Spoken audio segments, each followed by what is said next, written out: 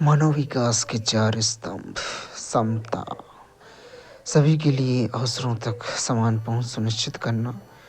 अवसरों में लिंग, नस्ल, आय, जाति आदि के आधार पर पक्षपात नहीं होना चाहिए। भारत में असमानताएं देखी जाती हैं, जहां अनेक महिलाएं और सामाजिक आर्थिक रूप से वंचित समूह स्कूल छोड़ देते हैं, जिससे उनका भविष्य सीमित हो जाता है। सतत पोषणीयता निर्वहन, समय के साथ अवसरों की उपलब्धता बनाए रखना। हर पीढ़ी के लिए अवसर एक समान होने चाहिए। भावी पीढ़ियों के लिए ध्यान रखते हुए संसाधनों का उपयोग करना।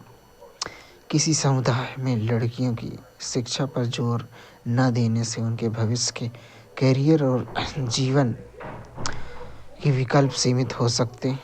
उत्पादकता, मानव श्रम उत्पादकता या मानव कार्य में दक्षता ध्यान केंद्रित करना। उत्पादकता में सुधार के लिए मानवीय क्षमताओं में वृद्धि की आवश्यकता है। राष्ट्रों की असली संपत्ति उनके लोग हैं। स्वास्थ्य और शिक्षा में निवेश बेहतर कार्यकुशलता प्राप्त हो सकती है। सशक्तिकरण, व्यक्तियों को चुनाव करने की शक्ति प्रदान करना। ये बढ़ती हुई स्वतंत्रता और क्षमता से आता है। इसके लिए प्रभावी शासन और लोगों पर केंद्रित नीतियों की आवश्यकता होती है। सामाजिक और आर्थिक रूप से वंचित समूहों को सशक्त बनाना आवश्यक है। मानव विकास के मानव विकास के को आय से जोड़ने वाली सबसे पुरानी विधियों में से एक है। माना जाता है कि आय का स्तर व्यक्ति की स्वतंत्रता के स्तर को दर्शाता है। उच्च आय मानव विकास के उच्च स्तर को से जुड़ी है। कल्याण उपागम, मानव को सभी विकासात्मक गतिविधियों का लाभार्थी या लक्ष्य मानता है। शिक्षा, स्वास्थ्य, सामाजिक सुविधाओं पर सरकारी खर्च करने की वकालत की जाती है। लोगों के विकास में सक्रिय भागीदारी के बजाय निष्क्रिय प्राप्तकर्ता के रूप में देखा जाता है। न्यूनतम आवश्यकताओं के प्रावधान पर जोर देने के लिए अंतर्राष्ट्रीय श्रम संगठन द्वारा प्रस्तुत किया गया 6 बुनियादी जरूरतों की पहचान की गई। स्वास्थ्य, शिक्षा, भोजन, जल आपूर्ति, स्वच्छता, आवास। यह दृष्टिकोण व्यक्तिगत विकल्पों पर ध्यान केंद्रित नहीं करता है, बल्कि इन न्यूनतम जरूरतों को पूरा करने पर ध्यान केंद्रित करता है। क्षमता उपागम प्रोफेसर अमर्त्य सेन से जुड़ा हुआ है और मानव क्षमताओं के विकास पर जोर देता है। मुख्य क्षेत्रों में स्वास्थ्य, शिक्षा, संसाधनों तक पहुंच शामिल है। मानवीय आवश्यकताओं का निर्माण मानव विकास को बढ़ाने के लिए महत्वपूर्ण है। मानव विकास को मापना, मानव विकास सूचकांक, ह्यूमन डेवलपमेंट इंडेक्स, स्वास्थ्य, शिक्षा, संसाधनों तक पहुंच जैसे प्रमुख क्षेत्रों में निष्पादन के आधार पर देशों का क्रम तैयार करता है। यह क्रम 0 से 1 के बीच स्कोर पर आधारित होता है, जो एक देश मानव विकास के महत्वपूर्ण सूचकों में अपने रिकॉर्ड से प्राप्त करता है। स्वास्थ्य का मूल्यांकन करने के लिए चुना गया सूचकांक जन्म के समय जीवन प्रत्याशा। उच्चतर जीवन प्रत्याशा का अर्थ है कि लोगों के पास अधिक दीर्घ और अधिक स्वस्थ जीवन जीने के ज़्यादा अवसर। प्रौढ़ साक्षरता दर और सकल नामांकन अनुपात ज्ञान तक पहुँच को प्रदर्शित करते हैं। पढ़ और लिख सकने वाले वयस्कों की संख्या तथा विद्यालयों में नामांकित बच्चों की संख्या दर्शाती है कि किसी देश विशेष में ज्ञान तक पहुँच जितनी आसान अथवा कठिन है। संसाधनों तक पहुँच को क्रय शक्ति अमेरिकी डॉलरों में के संदर्भ में मापा जाता है। इसमें से प्रत्येक आयाम को 1/3 भारिता दी जाती है। मानव विकास सूचकांक इन सभी आयामों को दिए गए भारों का कुल योग होता है।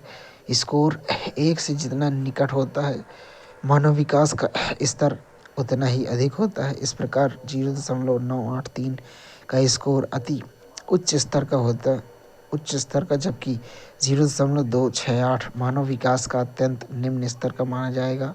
मानव विकास को मापने की विधियां निरंतर परिष्कृत हो रही हैं और मानव विकास के विभिन्न तत्वों को ग्रहण करने की न्यूनतम विधियां का अनुसंधान हो रहा है। शोधकर्ताओं ने किसी क्षेत्र विशेष में भ्रष्टाचार के स्तर और राजनीतिक स्वतंत्रता के बीच संबंध ज्ञात किए हैं। राजनीतिक स्वतंत्रता राजनीतिक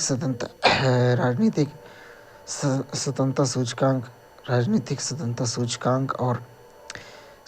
और सर्वाधिक भ्रष्ट देशों के सूचीकरण पर चर्चा हो रही है। संयुक्त राष्ट्र विकास कार्यक्रम UNDP 1990 ईस्वी से प्रतिवर्ष UNDP मानव विकास प्रतिवेदन प्रस्तुत कर रहा है। यह प्रतिवेदन मानव विकास स्तर के सभी सदस्य देशों की कोटि क्रमानुसार सूची उपलब्ध कराता है। मानव विकास सूचकांक और गरीबी सूचकांक UNDP द्वारा प्रस्तुत मानव विकास मापन के दो महत्वपूर्ण सूचकांक हैं। मानव विकास सूचकांक के आयाम शिक्षा, स्वास्थ्य, संसाधनों तक पहुंच। भूटान का अनोखा दृष्टिकोण सकल राष्ट्रीय प्रसन्नता। भूटान विश्व का अकेला देश है जिसने सकल राष्ट्रीय प्रसन्नता GNH को देश की प्रगति का आधिकारिक माप घोषित किया है। भूटानियों ने अपने पर्यावरण अथवा सांस्कृतिक एवं आध्यात्मिक जीवन के अन्य पहलुओं को भौतिक प्रगति और प्रौद्योगिकी विकास में होने वाली संभावित नुकसान को सफलतापूर्वक अथवा ध्यान में रखकर अपनाया है। इसका साधारण सा अर्थ है कि प्रसन्नता की कीमत पर भौतिक प्रगति नहीं की जा सकती है। सकल राष्ट्रीय प्रसन्नता हमें विकास के आध्यात्मिक, भौतिकता और गुणात्मक पक्षों को सोचने के लिए प्रोत्साहित करती है। मानव गरीबी सूचकांक HPI मानव गरीबी सूचकांक मानव विकास सूचकांक से संबंधित है। यह सूचकांक मानव विकास में कमी मापता है। यह एक बिना आय वाला माप है। किसी प्रदेश के मानव विकास में कमी दर्शाने के लिए 40 वर्ष की आयु तक जीवित न रह पाने की संभावना, प्राण निरक्षरता दर, स्वस्थ जल तक पहुंच न रहने वाले लोगों की संख्या और अल्प भार वाले छोटे बच्चों की संख्या सभी इसमें गिने जाते हैं। प्रायः मानव गरीबी सूचकांक मानव विकास सूचकांक की अपेक्षा अधिक कमी उद्घाटित करता है। संयुक्त विश्लेषण मानव विकास सूचकांक और HPI दोनों का मूल्यांकन अपने किसी देश के मानव विकास स्थिति का यथार्थ चित्र प्राप्त किया जा सकता है। अंतर्राष्ट्रीय तुलना में मानव विकास सूचकांक रिपोर्ट 2020 में पहले स्थान पर नॉर्वे, दूसरे पे आयरलैंड, तीसरे पे स्विट्जरलैंड। सामान्य अवलोकन मानव विकास की अंतर्राष्ट्रीय तुलना रुचिकर है। प्रदेश के आकार और प्रति व्यक्ति आय का मानव विकास से प्रत्यक्ष संबंध नहीं है। प्रायः मानव विकास से बड़े देशों की अपेक्षा छोटे देशों का कार्य बेहतर रहा है। इस प्रकार मानव विकास में अपेक्षाकृत निर्धन राष्ट्रों का कोटि क्रम धनी पड़ोसियों से ऊंचा रहा है। उदाहरण के तौर पर अपेक्षाकृत छोटी अर्थव्यवस्था होते हुए भी श्रीलंका, ट्रिनिडाद टोबैगो का मानव विकास सूचकांक भारत से ऊंचा है। इसी प्रकार कम प्रति व्यक्ति आय के बावजूद मानव विकास में केरल का प्रदर्शन पंजाब, गुजरात से कहीं बेहतर है। मानव विकास सूचकांक के आधार पर देशों का वर्गीकरण गलत धारणाएं और अंतर्दृष्टि। कुछ लोग कम मानव विकास सूचकांक स्कोर के लिए सांस्कृतिक और या धार्मिक कारकों को जिम्मेदार मानते हैं, जो भ्रामक है। यह समझने के लिए कि कोई क्षेत्र लगातार विशिष्ट मानव विकास सूचकांक स्तरों की रिपोर्ट क्यों करता है, ये जानना महत्वपूर्ण है। सामाजिक क्षेत्र पर सरकारी व्यय की जांच करें। राजनीतिक परिवेश और लोगों से प्राप्त स्वतंत्रता का विचार करें। उच्च मानव विकास सूचकांक वाले देश सामाजिक क्षेत्रों में अधिक निवेश करते हैं, आमतौर पर राजनीतिक स्थिरता का आनंद लेते हैं तथा संसाधनों का आर्थिक समान वितरण होता है। मानव विकास सूचकांक रिपोर्ट 2020 के अनुसार भारत का रैंक नीचे गिरकर 131 हो गई, जो कि 130।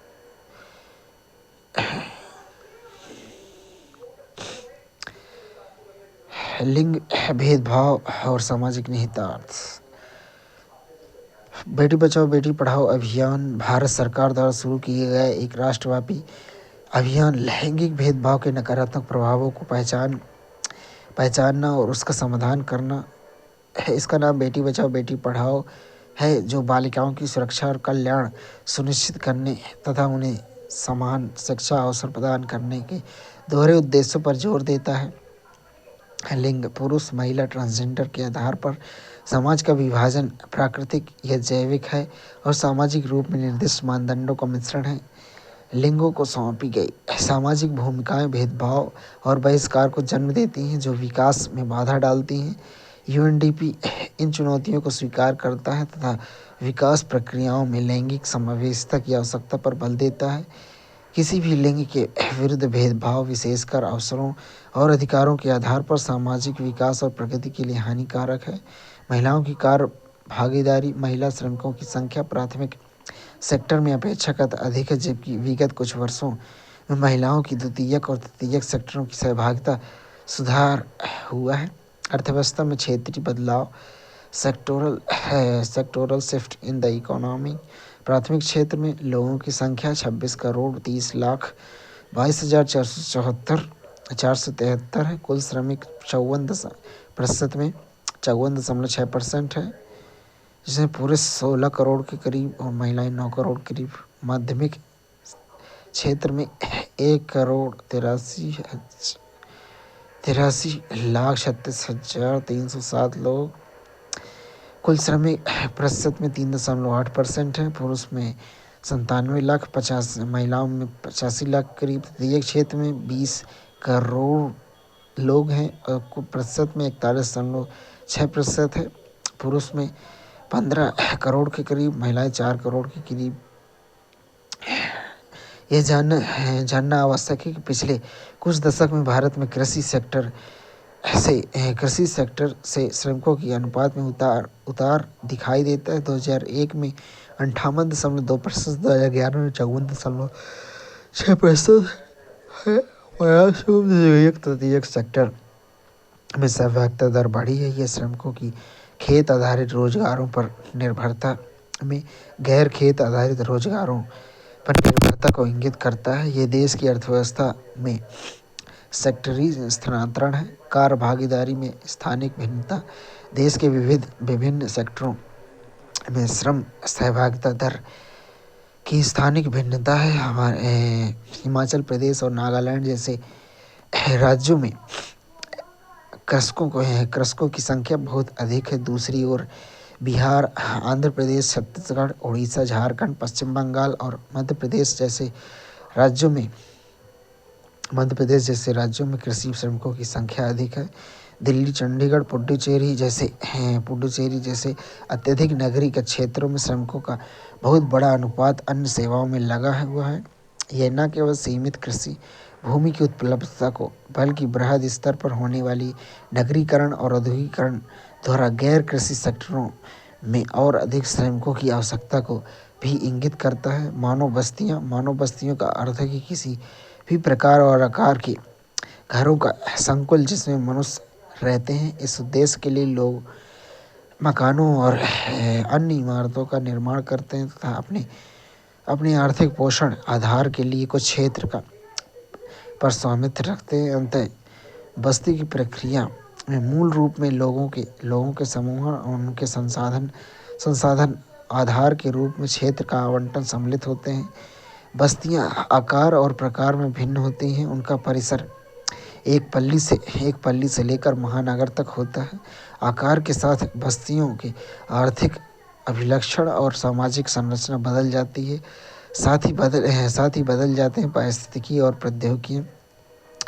ग्रामीण और नगरीय बस्ती के बीच तुलना करें तो ग्रामीण बस्तियां अपने जीवन का पोषण अथवा आधारभूत आर्थिक आवश्यकताओं की पूर्ति भूमि आधारित प्राथमिक आर्थिक क्रियाओं से करते हैं, जबकि नगरीय बस्तियां एक और कच्चे माल के प्रक्रमण और तैयार माल के विनिर्माण और दूसरी ओर विभिन्न प्रकार की सेवाओं पर निर्भर करती हैं। ग्रामीण लोग कम गतिशील होते हैं इसलिए उन्हें सामाजिक संबंध घनिष्ठ होते हैं।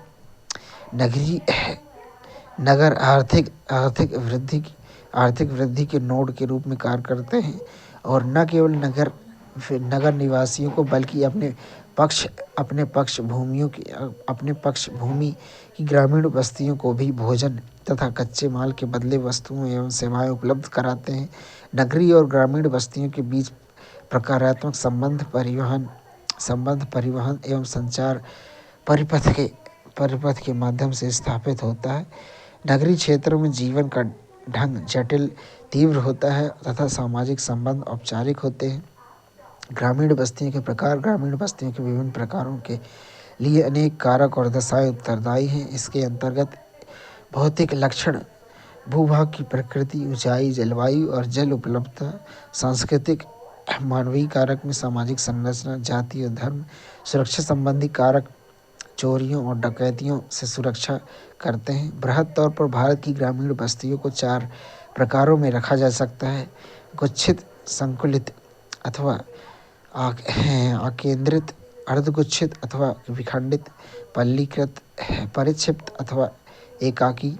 गुच्छित बस्तियां। गुच्छित ग्रामीण बस्ती घरों का एक संहत अथवा संकुलित रूप से निर्मित क्षेत्र होता है। इस प्रकार के गांव में रहने का सामान्य क्षेत्र स्पष्ट और चारों ओर फैले खेतों, खलिहानों तथा चारागाहों से पृथक होता है। संकलित निर्मित क्षेत्र और उसकी मध्यवर्ती गलियां कुछ जाने पहचाने प्रारूप अथवा ज्यामितीय आकृति प्रस्तुत करते हैं, जैसे कि आयताकार, अरी, रेखी इत्यादि। ऐसी बस्तियां प्रायः उपजाऊ जलोढ़ मैदानों और उत्तर पूर्व राज्यों में पाई जाती हैं। कई बार लोग सुरक्षा अथवा प्रतिरक्षा कारणों से संगत गांवों में रहते हैं, जैसे कि मध्य भारत में बुंदेलखंड प्रदेश और नागालैंड में। राजस्थान के जल के अभाव में उपलब्ध जल संसाधनों के अधिकतम उपयोग ने संहत बस्तियों को अनिवार्य बना दिया है। अर्धगुच्छित अथवा विखंडित बस्तियां परिक्षिप्त बस्ती के किसी सीमित क्षेत्र में गुच्छित होने की प्रवृत्ति का परिणाम है। अधिकतर ऐसा प्रारूप किसी बड़े संहत गांव के संपृथक्कन अथवा विखंडन के परिणाम स्वरूप भी उत्पन्न हो सकता है। ऐसी स्थिति में ग्रामीण समाज के एक अथवा अधिक वर्ग स्वेच्छा से अथवा बलपूर्वक मुख्य गुच्छ अथवा गांव से थोड़ी दूर पर रहने लगते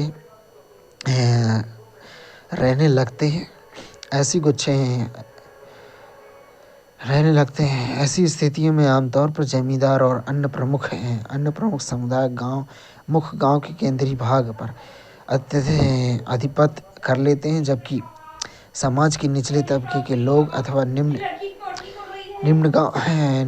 निम्न कार्यों में संलग्न लोग गांवों के बाहरी हिस्से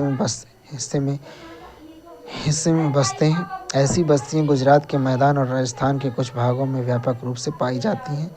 पल्ली बस्तियां कई बार बस्ती भौतिक रूप में एक दूसरे से पृथक अनेक इकाइयों में बढ़ जाती हैं,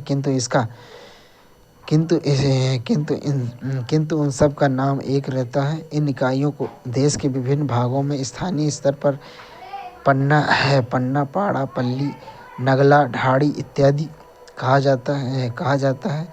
किसी विशाल गांव का ऐसा विखंडन प्रायः सामाजिक एवं मानव जातीय कारकों द्वारा अभिप्रेरित होता है। ऐसे गांव मध्य और निम्न गंगा के मैदान, छत्तीसगढ़ तथा हिमालय की निचली घाटियों में बहुतायत में पाए जाते हैं।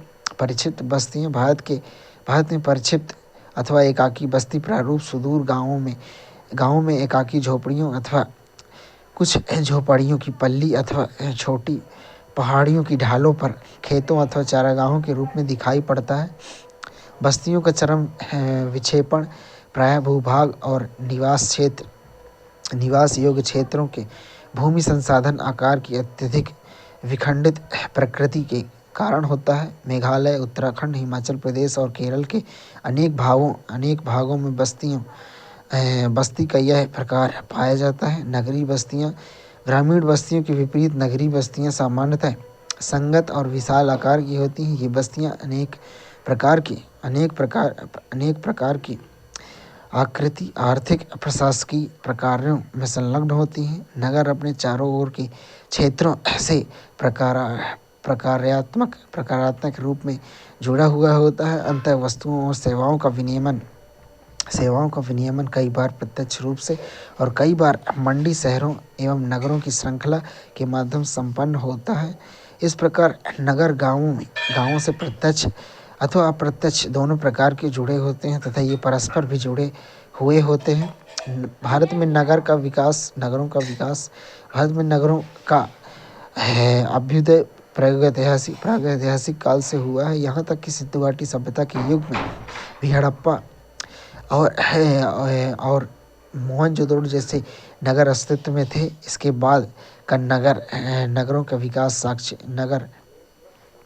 बाद का समय नगरों के विकास का साक्षी है। यह समय 18वीं शताब्दी में यूरोपियों के भारत में आने तक आवधिक उतार चढ़ाव से भरा रहा है। विभिन्न युगों में उनके विकास के आधार पर भारतीय नगरों को इस प्रकार वर्गीकृत किया जा सकता है: प्राचीन नगर, मध्यकालीन नगर, आधुनिक नगर।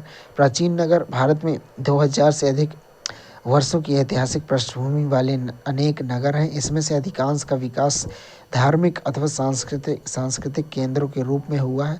वाराणसी इसमें सर्वाधिक महत्वपूर्ण नगर है।